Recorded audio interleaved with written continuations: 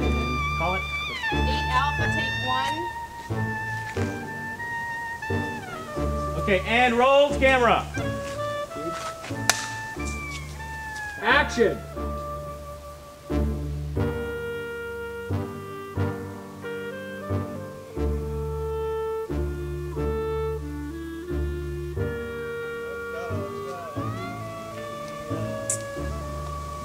Donde yo set your new love. Got.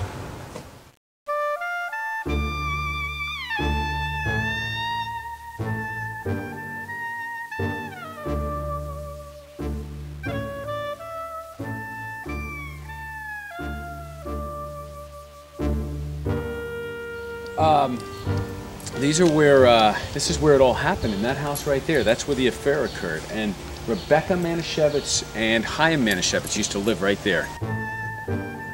My name's Dave Lewis. I'm making a movie.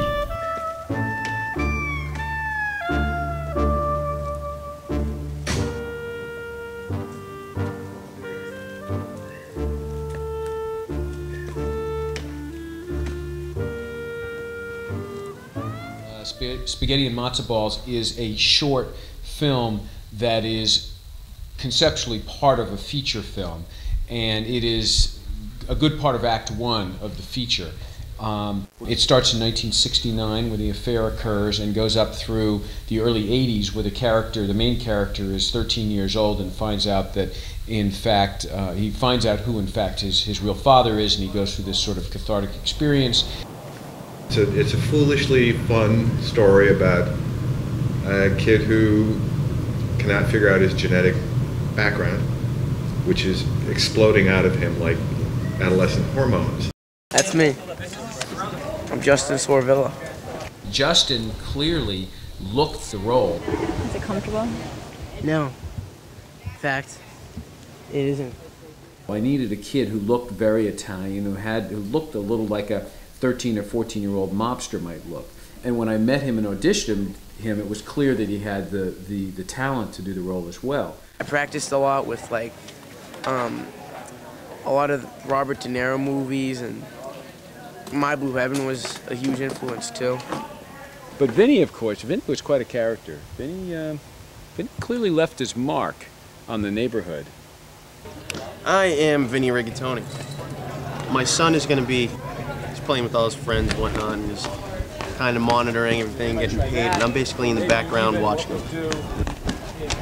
My name is Anne Marie Fabiano, and I'm playing the one of the mistresses. I just made love to Vinny, the big stud, and feeling good. I'm his first love conquest. You really First wanted me. of the day. You really. Well, my real name is Bob Siegel, and I'm playing the old Jewish Orthodox man who's the grandfather. His name is Moshe. The whole family underneath him, the Manischewitz family, is composed of Moshe's daughter, Rebecca, her husband, Chaim, and a couple of kids to begin with.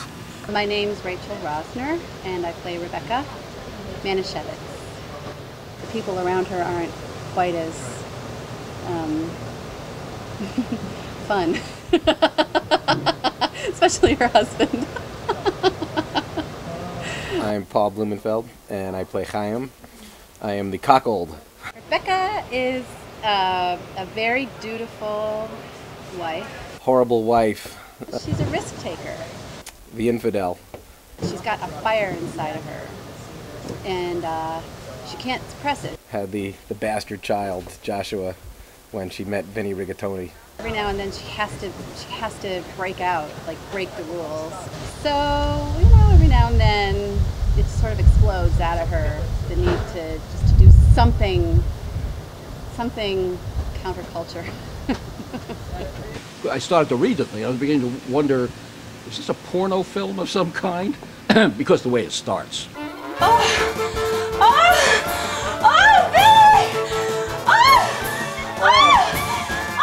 But then, having had a conversation with Dave about what we're really doing and reading through the rest of the script, I began to realize it wasn't what I initially thought. It's kind of like Shakespeare. You go to a Shakespearean play and it's intelligent, and it's stupid. It's violent and it's sexy, and usually has a lot of dirty jokes. Oh, love the humor. I love all the bad jokes. Oh, Vinny! That's not right. Comedy's all about marks. It's all about timing. It's all about how everything sort of fits in that moment, because the jokes are in the moment, you know? For me, I mean, comedies, I think, really work best when you can really see all the features in the actor's face. You can see them smile, you can see them give that cock look. A joke should be able to be said without one word. I used comedy to make it easier to swallow the heavier issues. I guess for me, first of all, I hope that this piece will not only make people laugh, but hopefully it'll also bring a tear to people's eyes. It's got some really obnoxiously fun comedy, which I like. There's a scene, I don't know if we'll see this before people see the film or not, but there's a scene where, you know, something is erected, you know, over someone else. Excuse me? We're trying to piece out the special effects. I mean, this isn't Star Wars, but... While you stuck up, half-witted, scruffy-looking Nerf herder. Trying to figure out how to make these things happen. They're pretty funny. Spaghetti and Matzoballs. I mean, how can it go wrong? Hey! Oh, the Cadillac incident. Ah.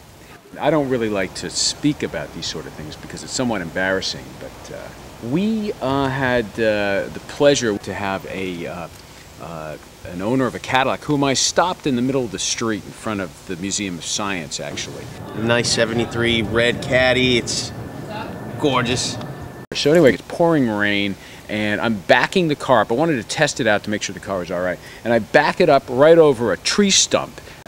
And I was feeling really badly because Brian Bigler, who loaned us the car, you know, is just a real nice guy, and I didn't want to... I know how these people feel about their old cars. We had some equipment failures. The counter stopped on the camera. Our assistant director backed into one of our grips cars with our grip truck. No time code slate for audio, and our grip truck burst the brake fluid line. We had magazines that were getting stuck and ripping through the film. We had your typical, you know, events, you know, side events going on. So as far as technically, it was pretty interesting. One of the things that happened was one of our lead actors found out she was pregnant about a month and a half before we went into production.